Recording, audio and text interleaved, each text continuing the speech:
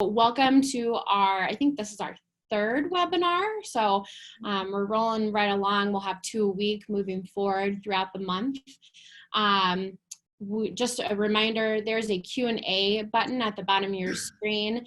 You can submit all questions via the Q&A button, and we'll read those out at the end live and let our panelists go ahead and answer all of those. So feel free to submit them throughout the presentation today, and we'll get those answered either written or live. You can also use the chat button at the bottom of your screen. So if you want to chat with the panelists in between, or other attendees, you're welcome to do that through the chat function.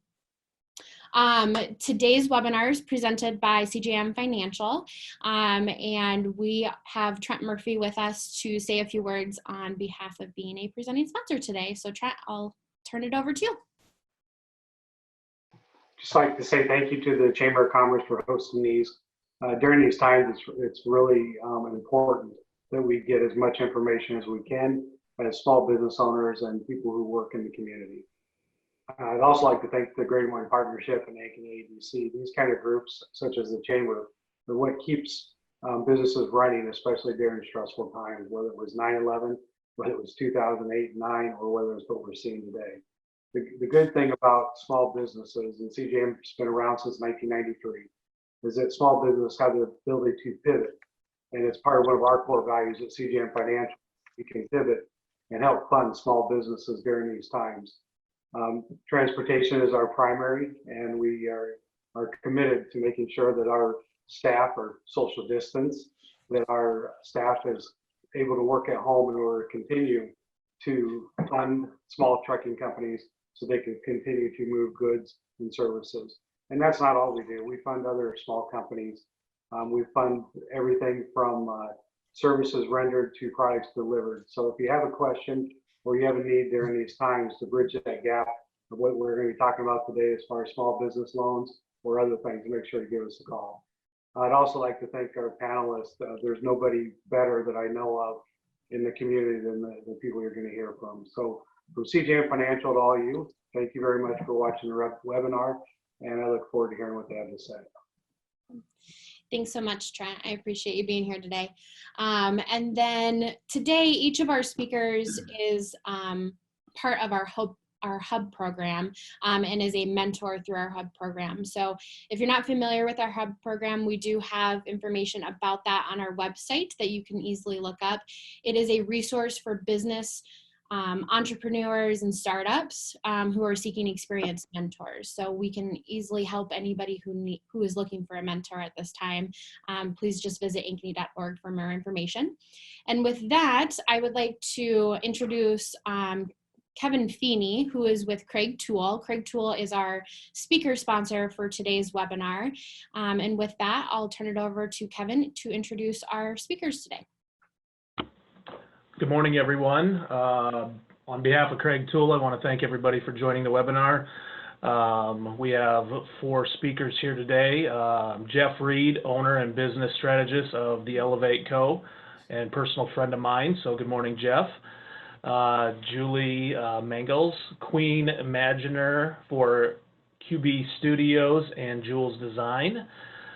Jeff Baxter, attorney at Dickinson, McAmin, Tyler, and Hagen, and Patti Hood, VP Market Manager at Charter Banks. So good morning, everyone, and from everybody at Craig Tool, thanks for putting on this webinar. Perfect. Well, I think I am kicking things off.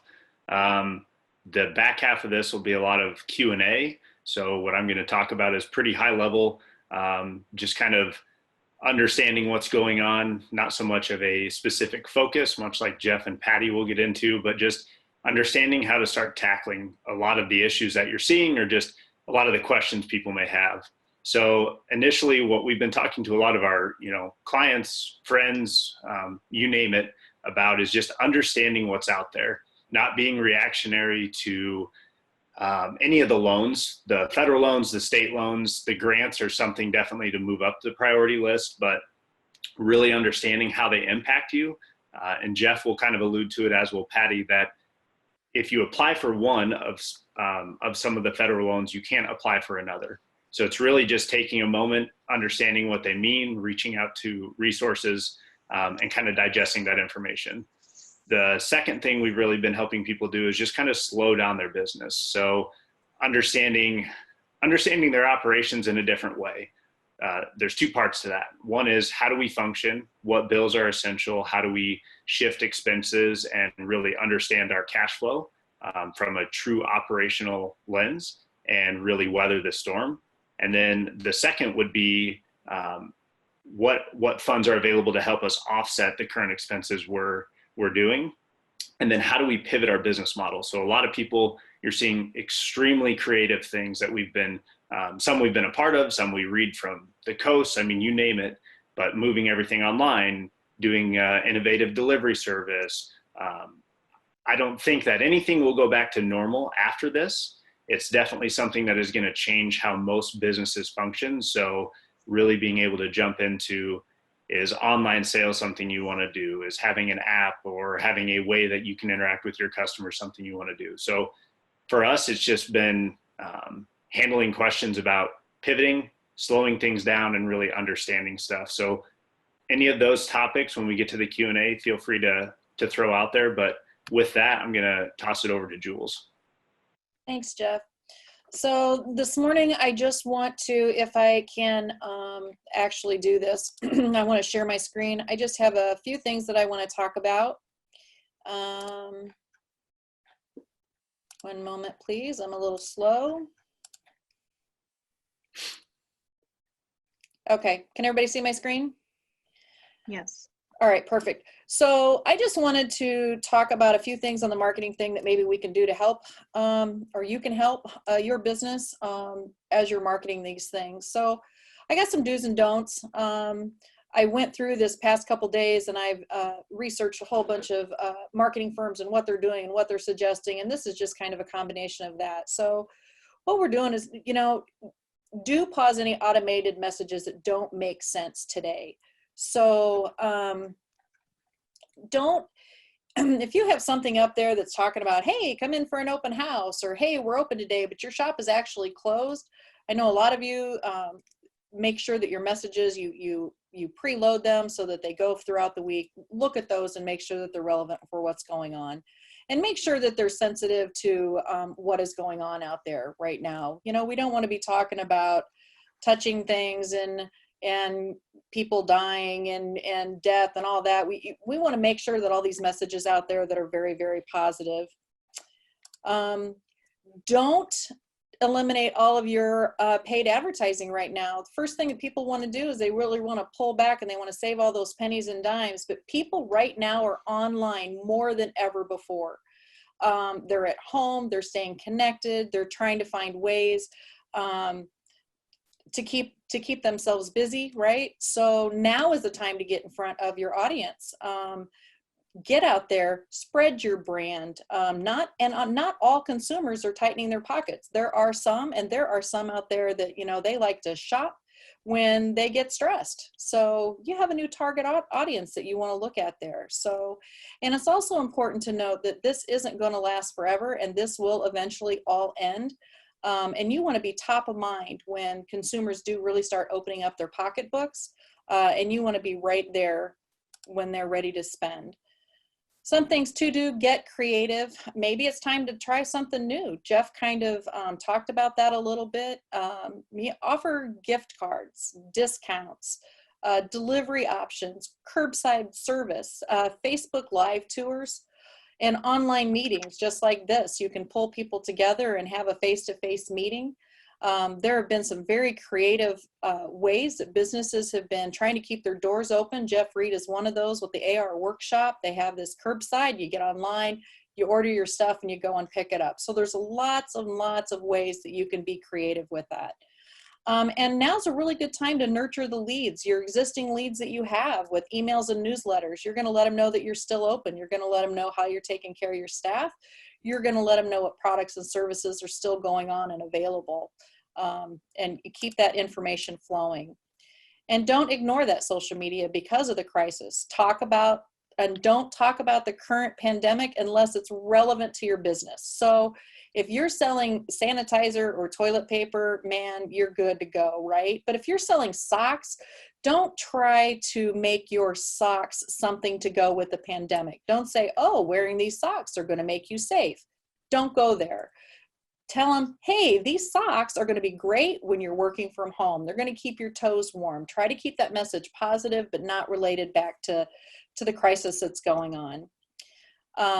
So keep in touch with your customers. You get social media, email, phone calls. You know, it's this really funny thing that most people don't use anymore, but pick up the phone and call those customers. See what they're doing. See if there's anything that you can do to help them out. And make sure you update all your closures and hour changes on your website, Google My Business and Yelp. So many of these hours have changed. You don't want your customers showing up at your door and not being there. So any communication that you can give them would just be great. And the last thing that I have to say is reach out to other businesses in the community for support and sharing of ideas. Sharing is caring. The Chamber does a great job of pulling people together and getting people to talk, but don't be afraid also to pick up that phone again and call some local businesses and ask them hey, how you doing? What are you doing to get through this? Everybody's going to take a lot of us to get it all together. So, and I think that's it for me. All right, I think I'm next. I'm going to, Jules, can you hit the stop sharing button up on the top of your screen, please? Yeah, I will. You want in there or something? I do, thank you. Yay. Okay, so I have got a bunch of stuff to go through in 5 minutes, so this is going to go quickly. Jess is going to make this available to everyone who attends. So if you have questions about it, you can email me. My email is there on the screen, and it's in the presentation. So first thing, I'm an attorney here, so my disclaimer, I'm not going to read through it, but you can read it. First thing I want to talk about quickly is the Small Business Relief Grant Program and Tax Deferral. This is something that expires today at noon. So if you have not filed, go online here to the iowaeconomicdevelopment.com website, get your application in. It's eligible for anyone who's experiencing a disruption because of the COVID-19 crisis. You have to have between 2 and 25 employees, and you must have a physical location in Iowa. There's a slew of financial information that you have to upload as part of your application, but most people probably have that relatively ready at their fingertips. It's free money from the state of Iowa, $5,000 to $25,000, so it's something you probably should get in on. As part of that is a deferral of your sales and use or withholding taxes. That's a 60-day deferral. So when money's short, that's a good way to kind of keep some liquidity with you. But again, that's part of the deadline of today at noon. So get your stuff in right after we're done with this program. The next thing is a Targeted Small Business Sole Operator Fund. It's an additional grant that's up to $10,000. It's only for targeted small businesses, which are for-profit companies with $4 million or less in gross annual income that have been averaged over the previous 3 years. The targeted businesses are those that are majority owned by women, minorities, disabled, and disabled veterans. The application information is available online, so go take a look at that. There is not a filing deadline for this, but when the funds that have been allocated to it, and I don't remember what the total amount is, but when those are gone, it's over. So the sooner you can get that application in, the better, but your deadline is not noon today.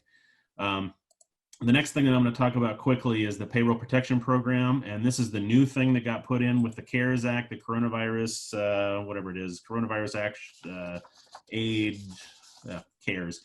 It's a $350 billion allocation that has been made as part of that $2 trillion package of things from Washington. Eligibility is for businesses that are 500 employees or less. It includes all entities. It includes sole proprietors, self-employed individuals, independent contractors, and also includes public charities. So while a number of these programs aren't available to public charities, this one actually is. There have been some specific exceptions that have been negotiated as part of this for hotels, restaurants, basically anyone with a NAICS code of 72, starting in 72. If you have multiple locations, but no one location has more than 500 employees, you can aggregate all of those together and apply for a single loan. This program is based off of the SBA 7A loans, but it's a very trimmed down version of that. It's much easier to get qualified for.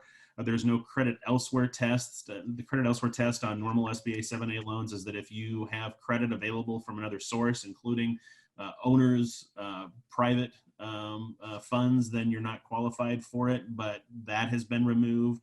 The collateral and guarantee requirements that are normally on SBA 7A loans have been removed. And in addition to this, there's no fees for application. So as a business owner, you're not going to be paying money to apply for this. All of those fees by the SBA are waived, and your lender fees are going to be paid directly by the SBA. Now, the amount of the loan that you can qualify for here is the average monthly payroll expense over the previous 1 year period from your date of application, multiplied by 2.5 times. So if you're normally spending $100,000 a month on payroll, and what is included in payroll is a pretty broad spectrum, and I'll get to that later. But 2.5 times that amount. If you spend $100,000 a month on average, you're qualifying for a $2.5 or $250,000 loan. It's the lesser of whatever that calculated amount is, or $10 million. So you can have a fairly big group of hotels or restaurants and still qualify for this and still take a pretty good advantage of this. It's restricted to be included, the amounts that are included in this there are some restrictions on it. If you have highly compensated employees that are making more than $100,000, you can only cap that. You have to cap your loan amount, and as I'll get into later, the forgiveness portion up to $100,000 a year. So if you have 10 employees and they all make $150,000, you're going to be capped at that $100,000 amount. And then there's sick leave wages that as part of the FFCRA that aren't also included in there. The covered period is going to run from February 15th of 2020 through June 30th of 2020. And you have the ability, when you file the application, to designate the 8-week period that you're going to be getting. Now, the best part of this loan is that it's forgivable. Well, I'm sorry, that's the next slide. These are all the things that are included in that calculation for what is payroll. And it includes wages and a number of other things that you can read on here.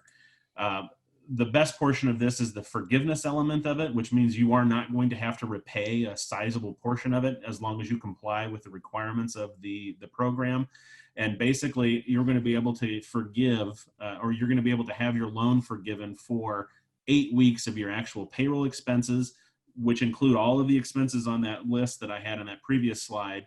Also your rent that you're paying on your business, or if you own your business, the mortgage interest that you're paying on that, and your utilities. So 8 weeks, basically 2 months worth of those expenses are going to be forgiven as part of this loan. All of these loans are going to be made through a third-party lender. There's some other loan programs, the economic impact disaster loans from the SBA, that are made directly through the Treasury Department. All of these are going to be made through participating banks who have been approved 7A lenders in your community. So there's a slew of them in Ankeny that you can contact. Basically, what you should do is contact your lender to find out if they're an approved SBA lender, and they can help you with this. Now, as Patty's going to get into, this stuff is brand new. It was just passed on Friday as part of this legislation. And so all of the regulations that deal with the logistics of the program haven't been drafted yet. So we don't know exactly how a lot of this stuff's going to work. But we'll learn it over the next couple weeks anyway. One element of this is that you're not going to be allowed to double dip. So if you're going to apply for an EIDL loan, an economic impact disaster loan, which is not forgivable at this point, but you can spend those funds over a broader range of expenses, and the repayment portion of that is for a longer period. Any amount that you do not have forgiven as part of the PPP loans converts to a 10-year term loan with no prepayment penalty. These EIDL loans are a 30-year term at potentially a lower interest rate, slightly lower, 3.75 versus 4. But they're not forgivable at this point. And then I haven't heard anything because of the PPP program that the EIDL loans may be forgivable. Some other things to keep in mind with the Governor Reynolds proclamation that was passed on the 19th of March. Property tax payments have been suspended until at least April 16th. Evictions have been suspended since April 16th, except for the health and safety issues. Now, what that means is you can file an eviction. If you're a landlord, you can file an eviction, but it's going to be stayed until the end of the proclamation period, and that may get extended here. But if you're a tenant, if you're being evicted, you're going to have a grace period where you're not going to get evicted during this crisis period. There's also been a suspension of a number of liquor prohibitions, including the ability to buy unopened beer and wine from restaurants, which hopefully everybody's been partaking in. And then there's a number of suspension of regulations regarding trucking for essential categories of products. And again, all of those are slated to expire on April 16th, but the governor may extend that, or could, I guess, theoretically lessen it, but I don't see that happening.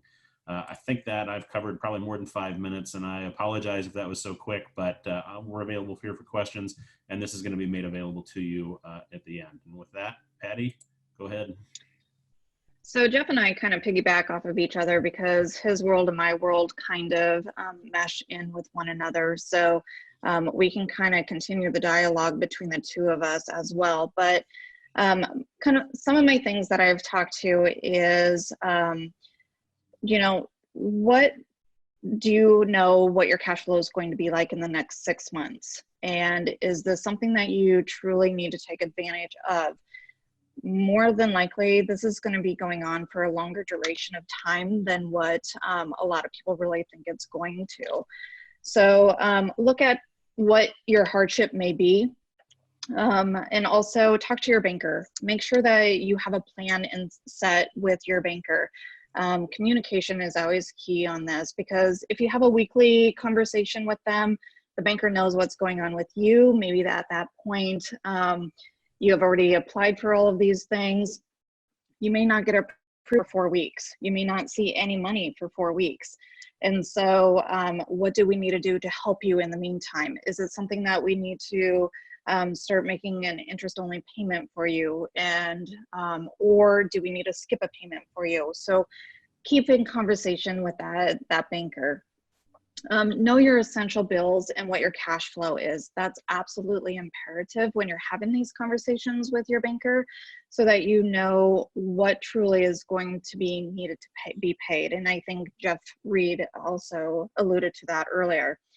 And what's your new business plan? Times are going to change. We're going to be doing business differently in the future. And so this is the time to start thinking through, okay, see what my FTE is for your full-time employees. How many do I actually need during this time or into the future? What does my business look like if I go to an online service or an app service? There's plenty of people within the chamber community that can help you with some of these questions as well. So definitely reach out to us and let us know if we can get you connected to somebody. Also, reach out, and I think Julie Mangels already alluded to this too, is reach out to other business owners within your community. See what they're doing. They may not have the same exact business as you, but business models pretty much can kind of mimic one another through crossing the industries.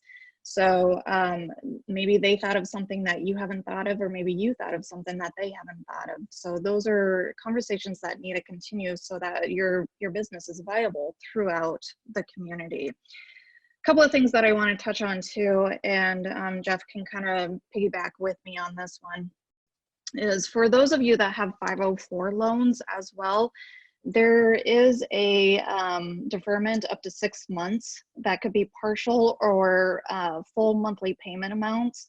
Interest will continue to accumulate during this time, but definitely this will be granted by June 30th as well for 2020.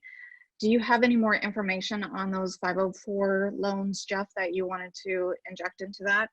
No, just if you have a CDC that's doing your servicing, talk to them. They have all the documentation. Our office actually, me and a partner of mine do the 504 opinions for a local CDC, and I know that they have all of the documentation for their borrowers.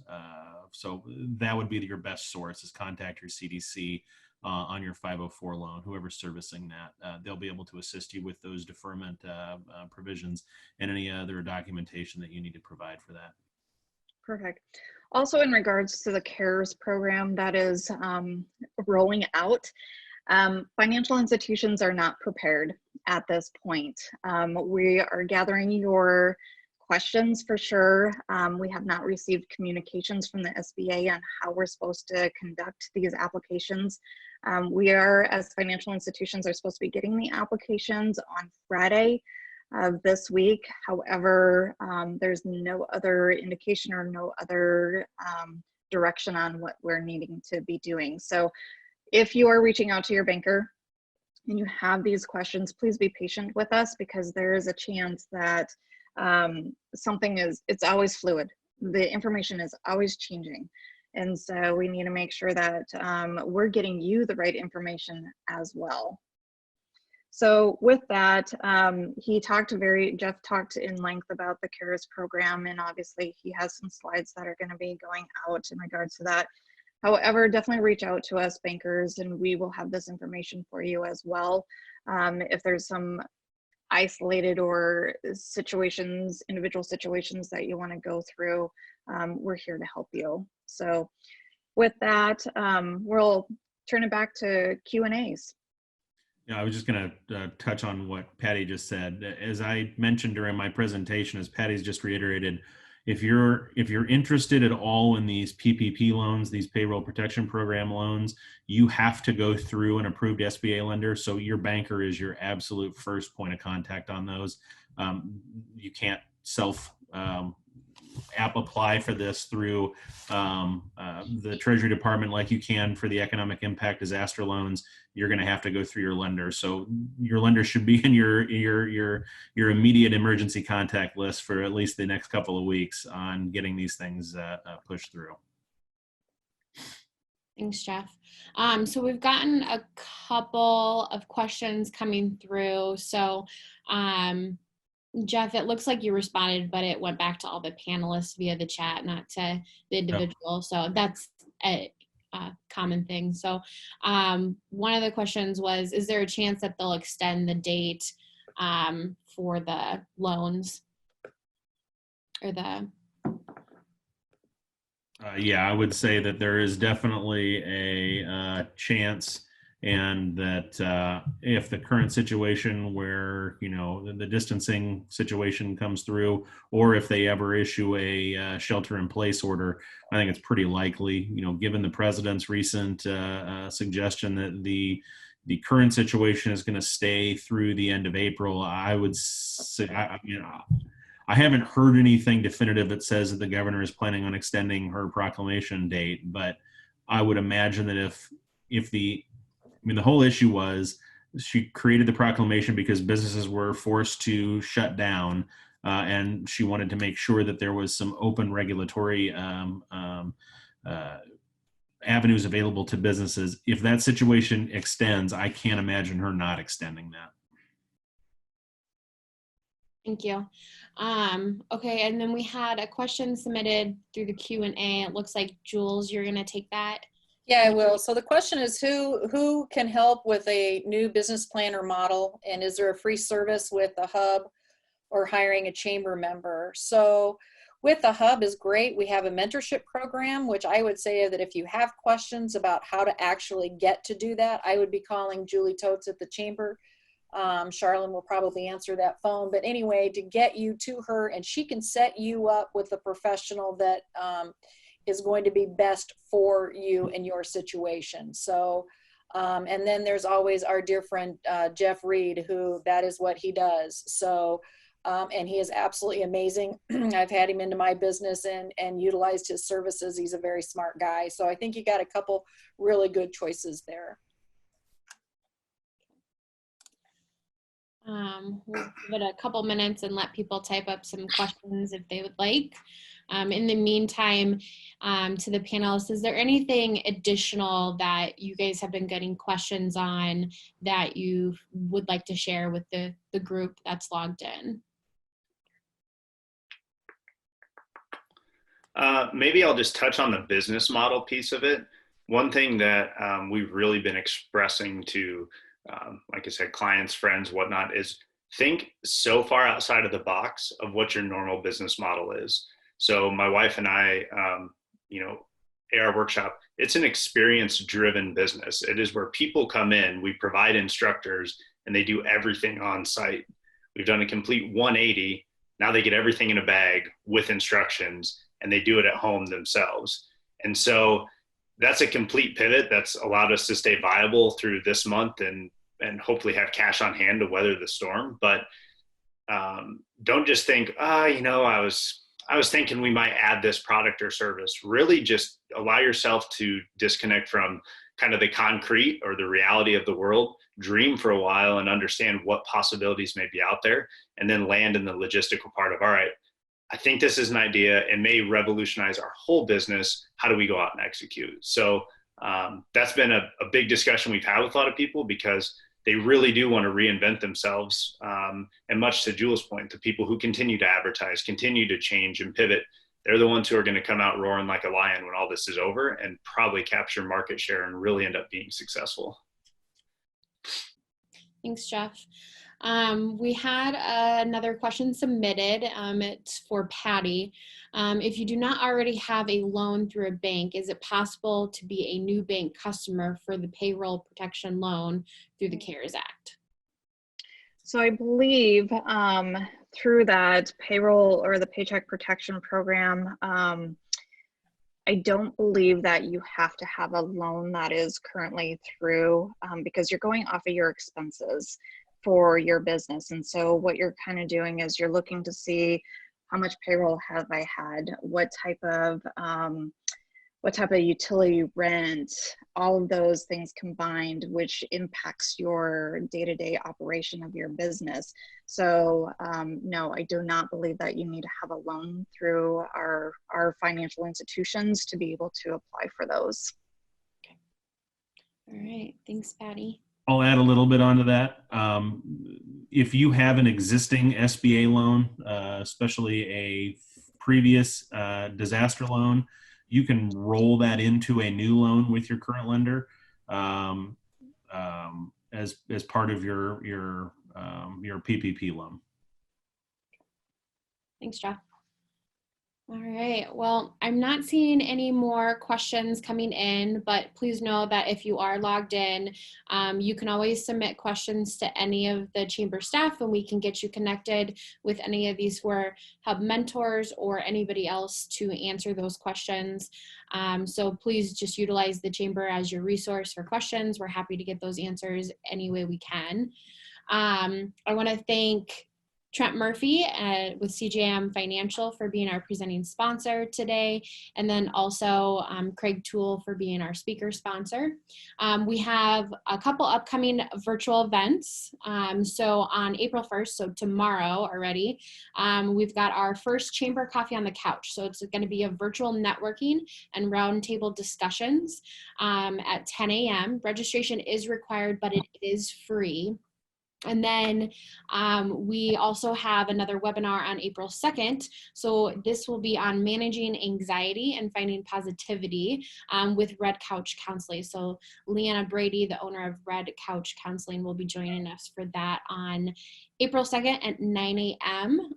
The link is now available on social media and on our website. And with that, I will turn it back over to Trent to close us out today. First of all, thank you everybody for doing what you do.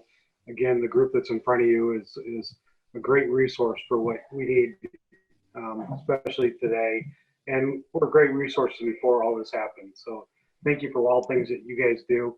One thing I would mention that wasn't mentioned is that credit and collections is probably important right now to make sure that we do watch out for the scammers that are out there.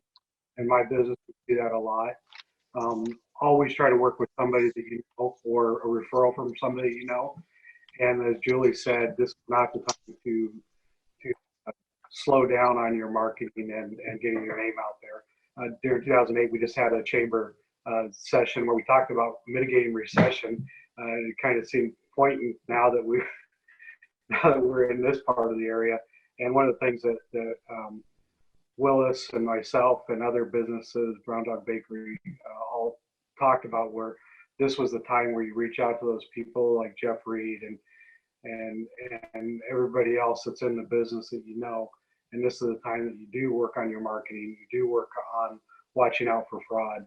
And I hate to say that during this time, is always during Christmas and some other times that the fraud people do come out. We see it nationally. Obviously, we spend all of our time watching for it, but don't underestimate the network of network power and who you need to talk to.